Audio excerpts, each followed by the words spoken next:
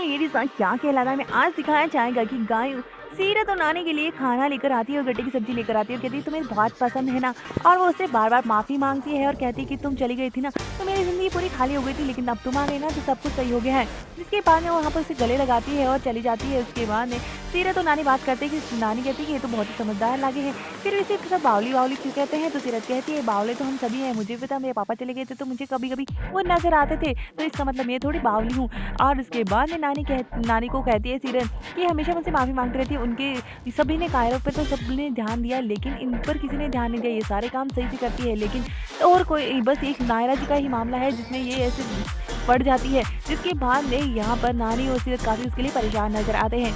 वहीं दिखाया जाता है कि यहाँ पर रिया बच्ची को लेकर अक्षु को लेकर घूम रही होती है और कहती है कि यार तुम्हारे पापा तो बहुत ही ज़्यादा ज़िद्दी है, लेकिन तुम्हारे दादाजी बहुत ही समझदार स्मार्ट है, इसलिए आज से मेरे फेवरेट है। उसके बाद में गायो आती है और कहती है तुम्हें इसे माँ बनने की ज़रूरत नहीं है। नायरा वापस आ गई है ना तो बच्ची को वापस दे दो। वो ज़बरदस्ती से अक्षु को छीन लेती है और इस यहाँ पर रिया को बहुत बुरा लगता है और वहाँ पर आती है सुरेखा कि तुम इसकी बातों पर ध्यान मत दो, इसका दिमाग का तो हम कुछ नहीं कर सकते, तुम तो सिर्फ कार्तिक पे ध्यान दो।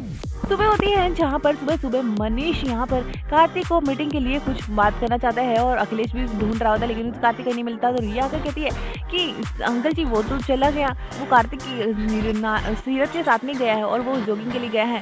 तो इसके बाद में मनीष को गुस्सा आता है कि मुझे पता ही था, अगर बाहर रहकर वो इतना कुछ कर सकती, पता नहीं घर में रख लेते तो पता नहीं क्या करती, और ये कार्तिक के आस-पास रहने की ही कोशिश करेगी। वहीं दिखाया जाता है कार्तिक सीरत दोनों ही वॉक करके पहुँचते हैं जहाँ पर कार्तिक ने बहुत ही बड़ा-सा पोस्टर नायरा का लगवाया है और कहता है कि अब आज से अब तुम मजबूर कर दो उन गाँव वालों को कि तुम्हारा ये पोस्टर गली-गली में लगाए जिसने तुम्हें बदनाम करने की कोशिश की है, और ये मेडल जो नकली मेडल है वही तुम्हारे असली हौसला देगा। और सीरत काफ़ी खुश होती है, काफ़ी ज़्यादा इमोशनल, और उसके बाद में उसे अकेडमी लेकर जाता है जो कि एक टॉप क्लास अकेडमी है और उसमें नेशनल के लिए चैंपियंस को तैयार किया जाता है। सीरत ये तो ड्रीम पूरा होते हुए देखकर काफ़ी खुश हो जाती है। कार्तिक बार-बार थैंक यू बोल रही होती है और कहता है कार्तिक कि मैंने बहुत ही मुश्किल से अरेंज करवाई ये मीटिंग, और वहाँ पे दिखाया जाता है कि वो कोच किसी लड़की को फोर्स कर रहा होता है उसके साथ में रिलेशन बनाने के लिए, और कहता है कि मैं तुम्हें नेशनल तक पहुँचा दूँगा, लेकिन जो वही करना पड़ेगा जो तुम्हें मैं कहूँगा और मेरी मर्ज़ी के अकॉर्डिंग सब चलेगा। कार्तिक और सीरत भी वहाँ पर पहुँचते हैं, लेकिन उस लड़की को देख नहीं पाते, और कार्तिक और सीरत की बहू वो टेस्ट लेता है और सीरत कहती है आप जो जैसे सिखाएँगे मैं वैसा ही करूँगी, और वो मन ही मन सोच रहा था कि लग तो यही रहा है कि ये सब कुछ करेगी, और कार्तिक भी कहता है हाँ ये बहुत सिंसियर है, आप जैसे सिखाएँगे वैसे सीखेगी।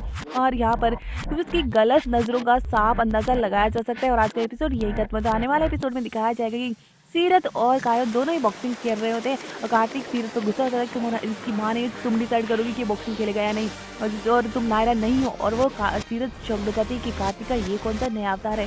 देखना इंटरेस्टिंग है काफ़ी कुछ आने वाले एपिसोड्स में।